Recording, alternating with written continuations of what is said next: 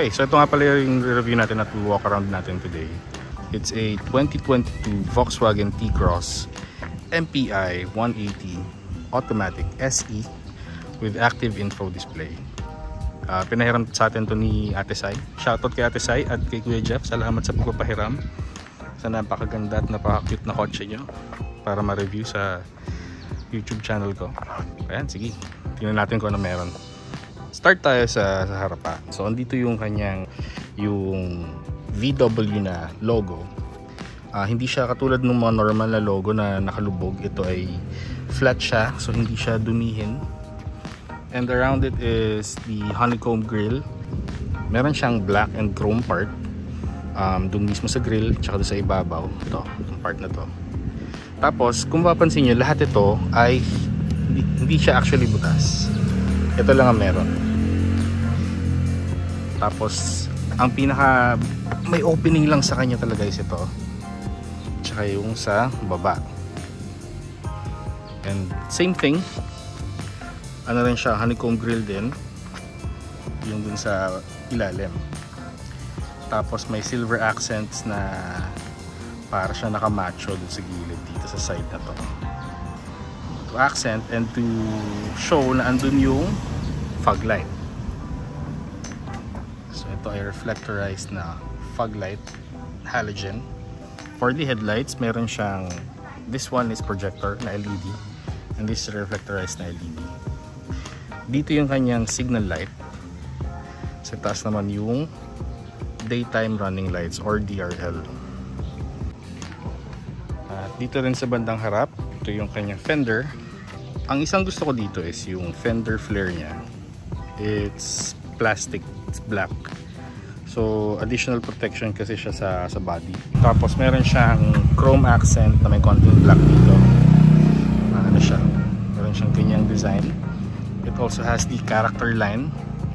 It's running from the fender, front fender, running all the way across the door handles, front and rear, all the way to the tail light.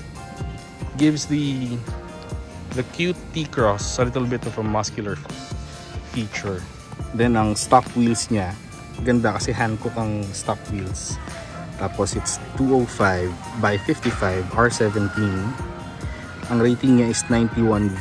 That's also very important. Bukod sa maganda yung brand ng gulong, yung rating ng speed and weight is mataas.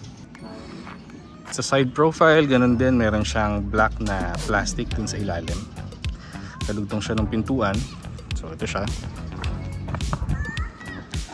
Tapos ang side mirrors niya, meron siyang repeaters na signal lights.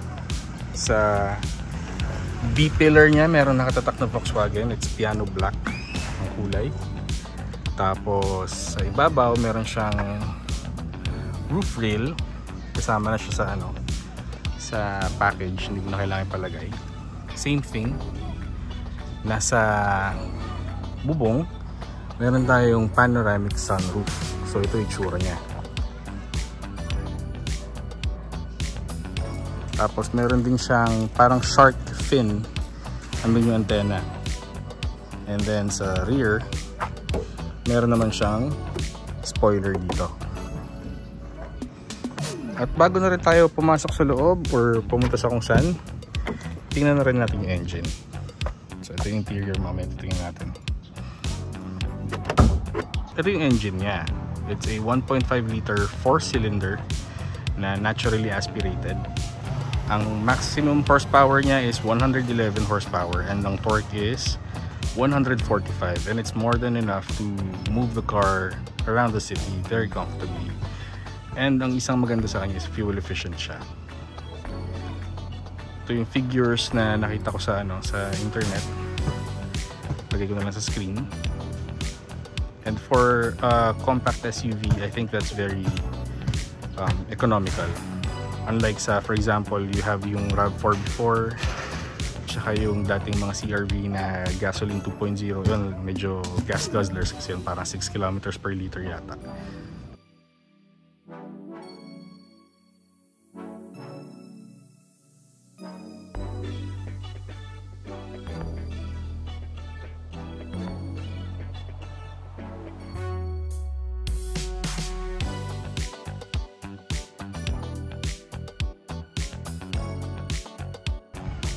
At dito naman sa likod, very conservative. May logo lang siya sa gitna ng Volkswagen and then yung T-Cross sa gitna. Wala nang ibang nilagay. It's just a very clean look. Tapos may isa ako napanood, tama siya kasi ang likod niya, yung tail light niya is para siyang Robocop style. Black and then red yung sa tail light. Looks nice actually. So dito naman sa baba, merong diffuser dyan sa ilalim. Tapos merong 4-eye na reverse sensor. Tapos right below that is the reflector. Rear fog lights meron din siya dito sa side na to. Ito is fake exhausts. Wala siya talagang butas. Ang exhaust niya is nasa somewhere sa ilalim. Tinago nila, but it's for aesthetic purposes. Kaya siya dinesign na ganyan.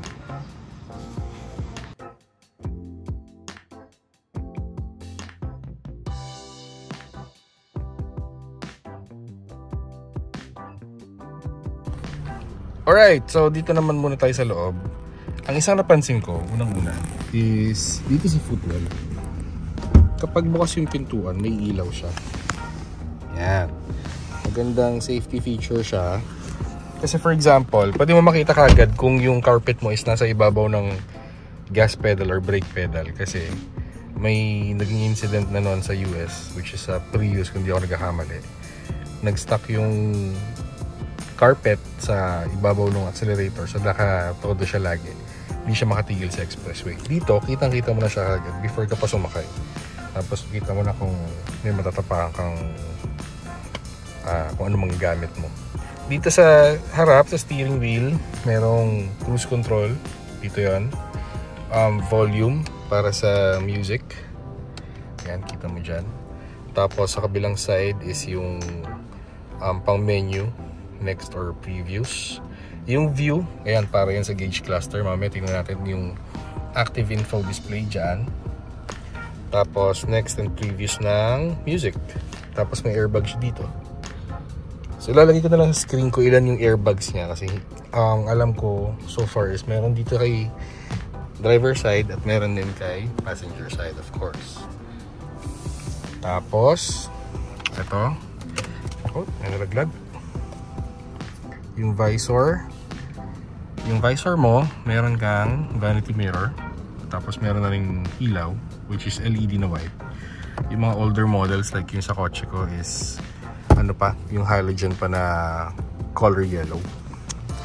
Tapos dito sa bandang gitna yung control para sa parang pinaka visor nung sunroof, which is panoramic. And open siya all the way back. Tapos, pwede mo buksan yung sunroof using this one.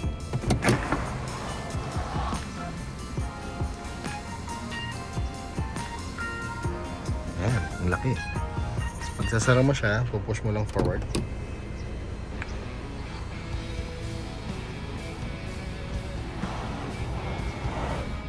Tapos, ganun din para sa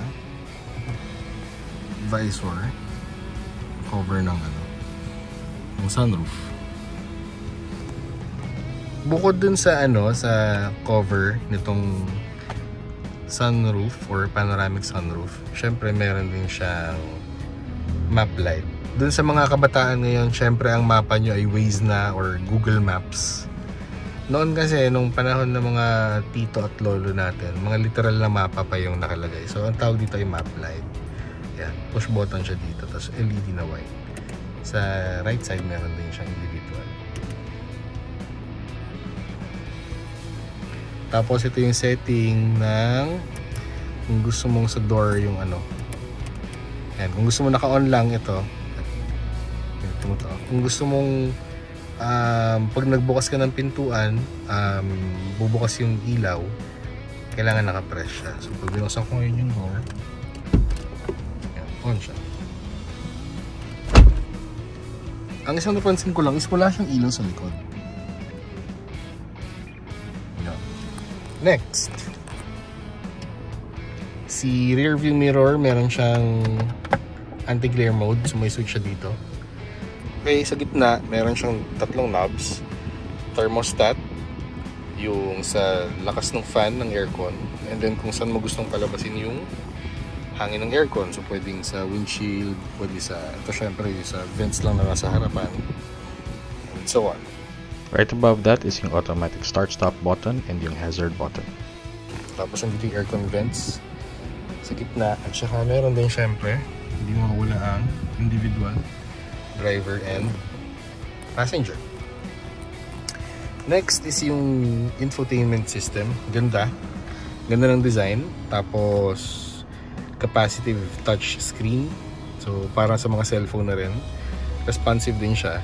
So andyan syempre yung media, may Apple CarPlay na to, pwede kang mag phone calls, may radio of course, and yung yan, vehicle kung kamusta. Yan, may tire pressure monitoring system pa. Tapos may other menu rin dito. So sa settings, tingnan natin settings. Actually, pwede kang wireless LAN and mobile hotspot. Diba? Car with Wi-Fi. Next is, may isa pa akong nakita dito kanina. Ito, kung may internet ka, pwede mo check yung weather. Yan. Basta maraming option dito sa sa infotainment system.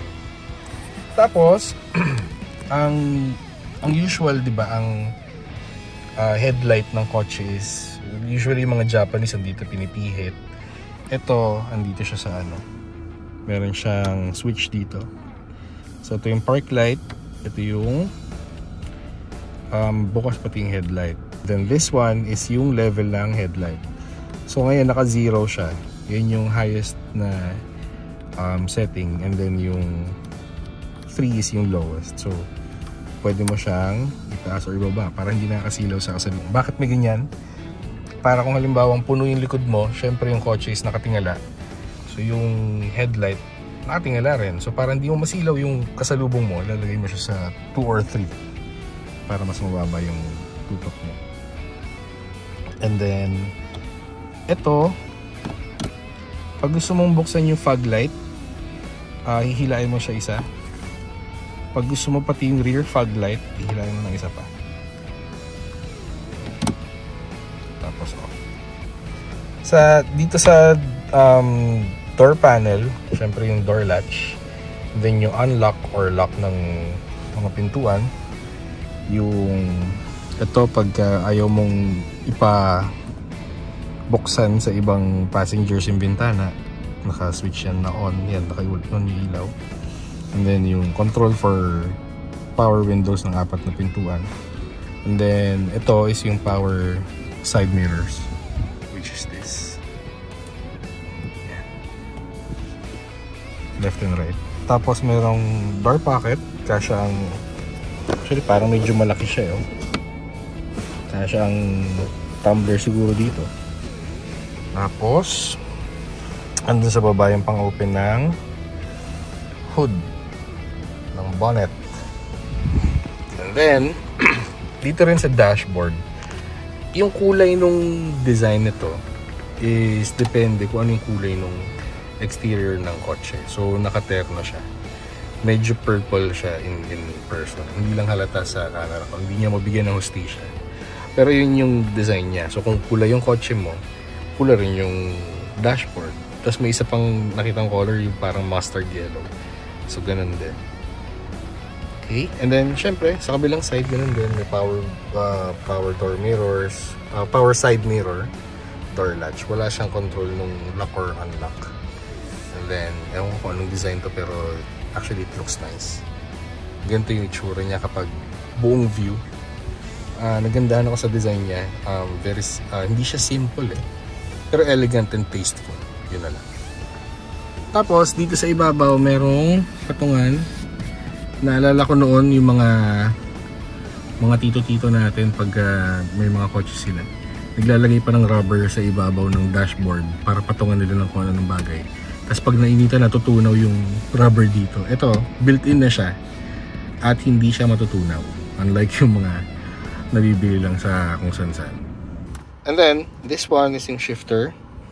Nakalagay na sa kanya kung ano yung nakaselect sa'yo na gears. For example, dito nakapark siya. Pag binaba ko, reverse, yun ang nakailaw. Tapos meron siyang reverse camera. Look, safe to move. Don't know. Tapos syempre pag neutral, yan, and then drive. So sa drive, meron siyang dalawang option, which is yung normal mode and then sport mode. Pag in-sport mode mo naman siya, makikita mo dito sa sa gauge cluster, naging M siya. Unlike kapag naka-drive, D1, pag sport, M1. Tapos ito ay 6 speed. Tapos ang plus niya is ipupush mo siya pataas, minus is pull down. Tapos pag ibabalik mo siya, meron siyang button dito para mailagay mo sa park. And then meron kang a little bit of storage here. Merong USB type C dito na port. And then USB type A. USB A na port natin. Dito sa gitna, dito lang nilalagay usually to yung pinakasusi mo para hindi siya mawala. And then may dalawang cup holder. Medyo mahirap lang siyang i-access, no? Pagka, kasi ito it's in the way. Itong armrest. Hindi ko alam. Ayan, pwede pala siyang i-atras. So at least, pwede mo siyang ma-access na maayos. Pero kapag ito naka-forward, yan, mahaharangan mo siya. So, pwede mo siyang iangat. Diretsong baba. Pag gusto mo ng, depende kung anong level ang gusto mo. Ayan, hanggang dyan, pwede yan. Angat, tapos baba. Tapos may storage siya dito na maliit. For your little things, stuff.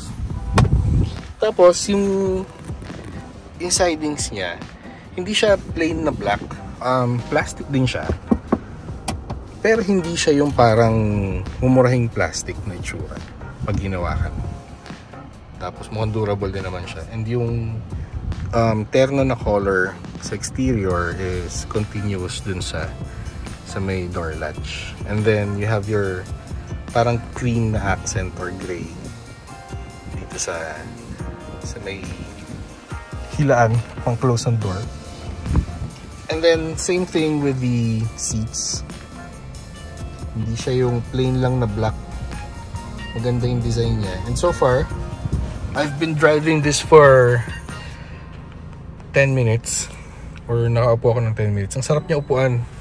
Tong seats na to. Hindi siya masyadong matigas. Hindi siya masyadong malambot. Very supportive yung sa likod niya. At syempre itong part na to. So hindi ka parang titilapod kapag lumiliko yung kotse. Dito rin sa pinaka seat mismo, pipigilan ka nito. So hindi ka mahihirapan sa pagbasto mo. And it's quite spacious for me, kasi ewan ko lang kapag taller person. Pero para sa akin okay naman. Hey, tapos may speakers on both doors. In both the doors. And I think these are tweeters. Tapos ang view niya, ang visibility, ganda. Kitang-kita mo yung sa likod from the rear view mirror. And then yung side mirrors, okay din, malalaki. Tapos itong sa gauge cluster, meron kang view button dito. Yan. So, pwede mong palitan kung ano yung naka-display. So pag pinindot mo siya, bago siya. Kapag nakakonect yung phone mo, yan, mag-iiba yung display niyan. Tapos yan, pwede mong, kapag ganyan view, wala kang speedometer at tachometer na dials, Pero meron kang speedometer dito na digital. So, nakalagay kung ilan yung consumption mo since nag-start yung engine. And ilan na yung na-travel mo. Tapos, ito yung view kanina, which is yung may tachometer dial ka. Ang red line niya is around, I think, 6,500 RPM. Tapos, may speedometer siya, going up to 260. So, ganito yung itsura niya pag umaandar. Yan, nagbago yung digital na maliit. So, kahit i-reverse mo siya, ganun din.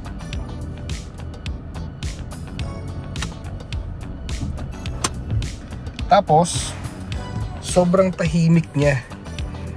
Sobrang tahimik ng makina. Tere-rev ko siya. Yan. Ang tahimik niya, wala siyang vibration. Hindi ko naramdaman na nag-rev ako ng almost 3,000 RPM. Sobrang ganda ng NVH niya for me. Kahapon, dinrive ko rin to. Hindi ko rin masyadong dinig yung mga motor sa labas, ganyan. So maganda yung soundproofing niya so far sa nakita ko.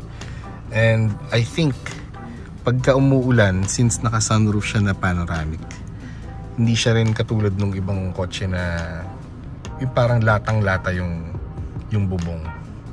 So yan, tahimik siya. Okay, punta naman tayo sa likod. Okay, so andito naman tayo ngayon sa likod. Nandito ako sa rear passenger seat. Since this is a 5-seater, ito actually maluwag-luwag din sa likod. Yung position sa harap is comfortable naman din. Di ka musta dyan sa harap, maluwag. Super luwag. Okay, maluwag pa daw siya sa harap.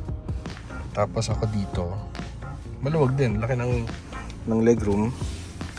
Tapos, ganoon din, same story. Yung seats niya ay meron din siyang parang nakayakap sa gilid mo dito. Pati sa upuan mismo. Tapos, ating door latch, chrome. And then yung kamukha niya yung nasa harapan. Ang isang difference pala, no, ewan ko kung lahat ng German cars, ganito yung hilaan nila sa loob, hindi yung nakapasok sa loob ng armrest. At sa nakalimutan ko dun sa harapan is ganito rin siya, may konting leather din na medyo malambot.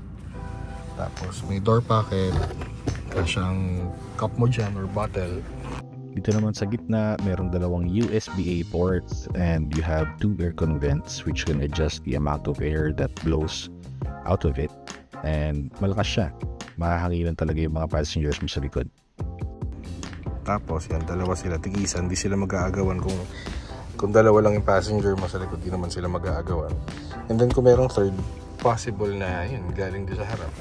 Pwede dito sa gitna. And then yan, then the headrests, yun, ang isa napansin ko, yung sa harap, fixed yung sandal niya and headrest. Sa likod, may individual naman siya. Ito actually malambot oh. Yan, tapos adjustable din yung height ng headrests. And then, ang isang hindi ko nabanggit kanina pala, yung sa seat belts. Ito adjustable to, pwede mong itaas ibaba. Yan, naangat siya. Dito sa likod naman, naka-fix naman siya.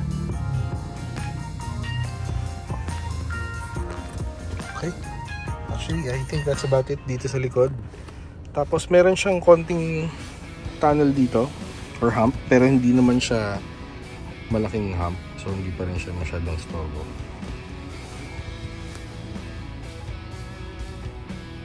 At yun pa pala, no, dito sa side meron din silang airbags. So hindi lang sa harap. So far, hindi ko pa kasi nabasa yung complete na specs. Meron siyang 4 airbags sa nakita ko so far. At ito, meron siyang mga tiny na sabitan. Pero parang ang tigas niya. Oh. Huwag mo lang sabitan ng sobrang bigat. Pero mukhang durable naman. Walang panic handle. Yun ang isang wala dito. Okay, nag-drive ng mabilis yung driver, tas hindi mo lang sa kakakapit. Dito yun, may panic handle. So wala kang choice, dito kakakapit. Tapos may storage sa likod ni ng mga seats sa harap, yung mga gamit ng kids at sunglasses siguro ni Fifi. Hi Fifi. Kasi ito ay optional syempre. Nilagay lang to kasi may mga kids si ate and Kuya Jeff, si Nathan and si Fifi. Yan, ito, sombrero ni Nate. Alright. Okay, sa last part, dito naman tayo sa trunk. Natin. So ito yung camera niya, iwasan nyo na lang. Meron siyang bukasan dito. Ayan, may button siya dyan sa ilalim. Sa trunk, ito syempre may cover siya na for safety of your items. And then maluwag, sobrang luwag dito sa trunk.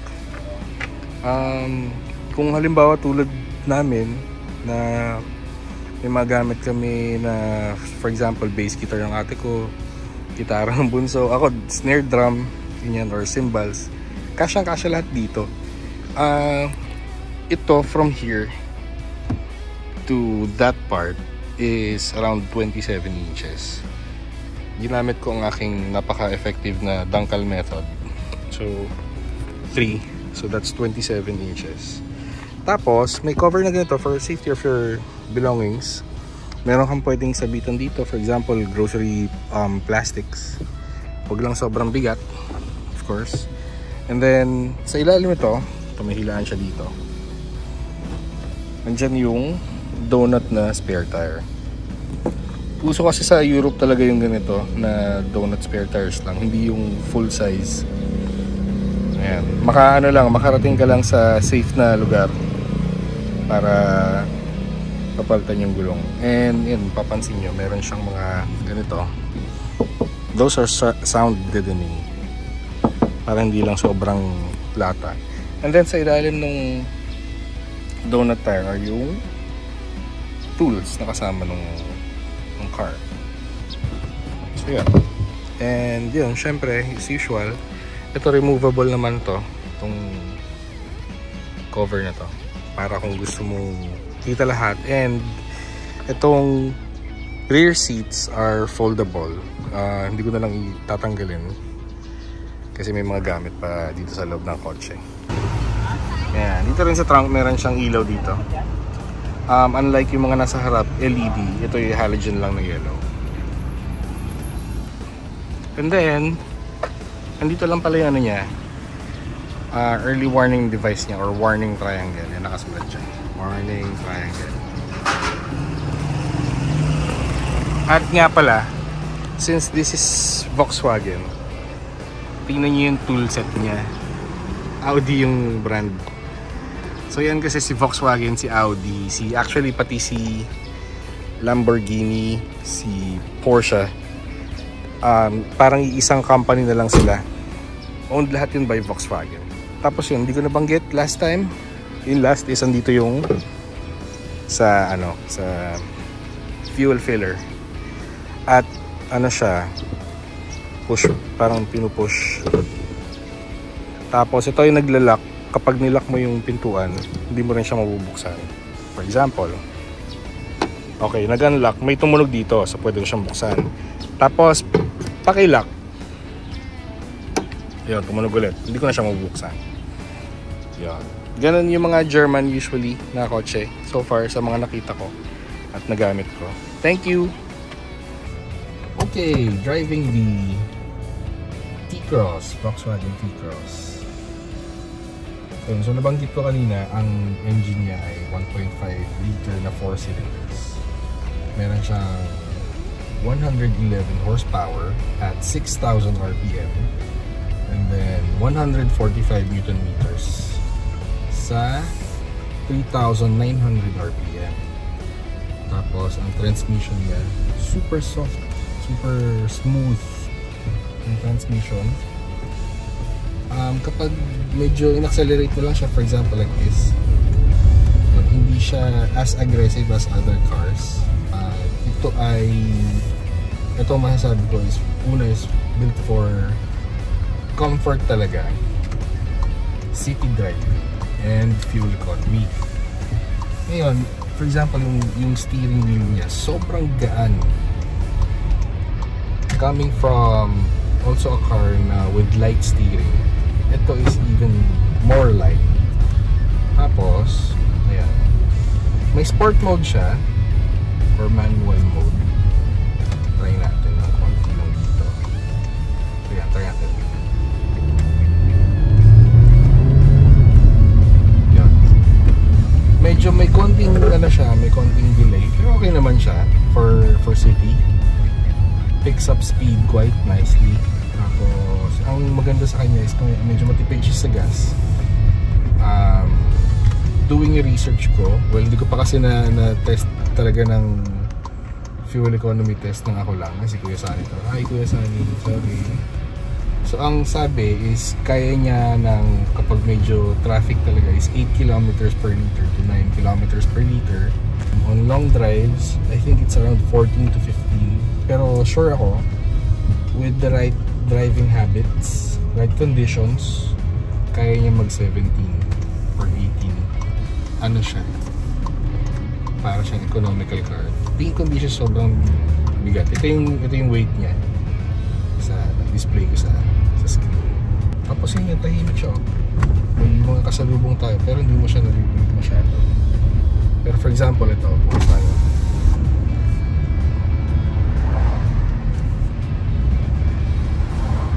Ayan, tapos sinara ko siya.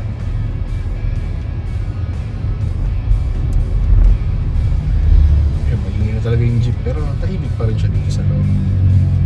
Okay pa rin.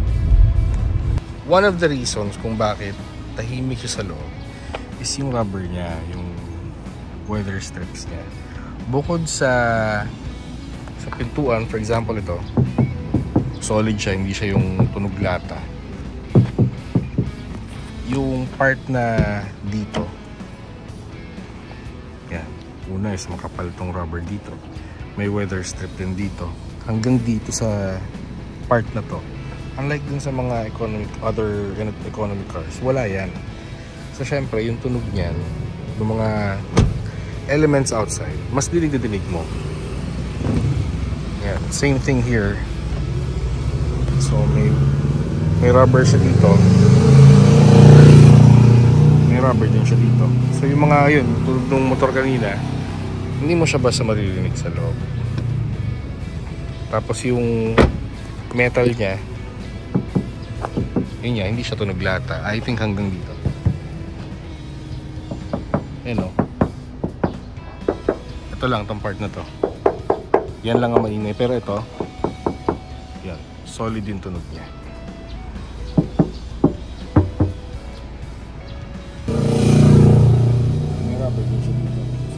Yun, tulad ng motor kanina, hindi mo siya basta maririnig.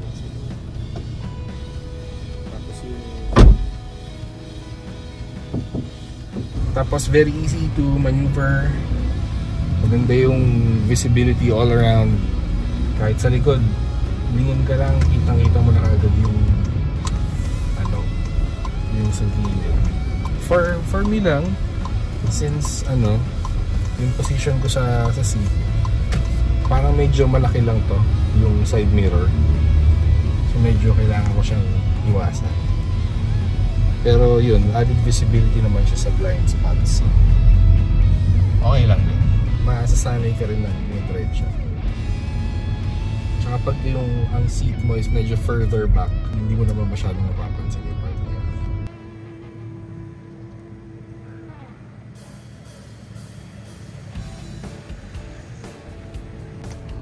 Meron pang other features ako nakita. Example, ito, naka-hazard ako ngayon. So, isang debate yan lagi sa internet, lalo na sa Facebook. Pagka umuulan, dapat bang mag-hazard or hindi? Ang isang nakita ko sa German cars is kapag naka-hazard ka at nag-signal ka ng left, magsisignal siya ng left, kakancel niya si hazard. Pero pag once nag-cancel yung left mo, babalik siya ng hazard. So sa Europe, kahit na naka-hazard sila sa malakas na ulan at mag-change lane sila, once nag-signal sila ng left or right, nagpapalit yung signal lights. Syempre yung mga usual, yung mga Japanese cars yung nagka-videos yung kasi before, walang ganon. So kapag naka-hazard ka, hazard lang. Tapos ang signal light is meron siyang parang sa camera na soft press at yung full press. kapag nag-soft press ka lang ng left, mag-blink siya 3 times ng left. Kapag sa right naman, i-blink siya ng 3 times ng right. Tapos kapag full, which is yung may isa pang click, yan, nagla-lock siya. Ayun siya, tuloy-tuloy yung signal niya. Ganun din sa kapila. Tapos, kapag pinihit ko yung manibela to the right, at nakabukas ang headlight, hindi ko pa na-try kapag naka-off yung headlight eh. Pero pag bukas ang headlight at lumiko ako pa kanan, iilaw yung fog light sa kanan. And then pag pinihit ko naman pa kabila, pa kaliwa, iilaw yung fog light sa left. Yun ay kapag hindi mo inon dito si fog light. Yun, automatic siya. So additional visibility kung saan ka paliko. Okay, so yung mga mga gustong bumili, ito is i 2022 model na T-Cross. Alam ko iba na yung papalit niya, which is yung Taru. Pero if in case you're looking for, nakita mo to before at di mo pa kayang bilhin, at ngayon nag-improve na yung finances at gusto mo ng T-Cross pa rin kasi na-in-love ka talaga before, ito yung features niya. Sana makatulong sa decision mo sa pagbili. Very comfortable siya. Yung mga pumps sa kalsada, very well damped yung suspension. Tapos hindi siya matagtag, hindi siya maugat.